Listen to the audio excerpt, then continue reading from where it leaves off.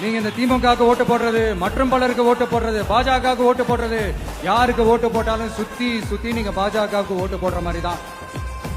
ஒட்டுமொத்த தமிழ்நாட்டு மக்களுக்கும் எதிரான ஓட்டு. நீங்க ஒண்ணு கவனிச்சீங்களா? ஒட்டுமொத்தமா எல்லாருமா சேர்ந்து ஒருத்தனை எதிர்க்கிறாங்க.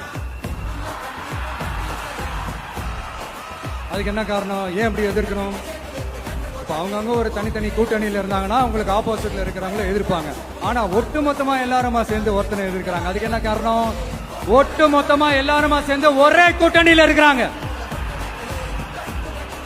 என்ன தப்பு பண்ணிட்டான் இந்த விஜய்? மக்களுக்காக அரசியலுக்கு வந்தது ஒரு தப்பா? நல்லாட்சி கொடுக்கணும்னு நினைச்சது தப்பா? ஊழலை செய்யக்கூடாதுன்னு நினைச்சது தப்பா? லஞ்சமே வாங்கக்கூடாதுன்னு நினைச்சது தப்பா? பெண்களுக்கு பாதுகாப்பு ஒழுங்கா இருக்கணும்னு நினைச்சது தப்பா? போதைப் பொருள் கலாச்சாரத்தை ஒழிக்கணும்னு நினைச்சது தப்பா?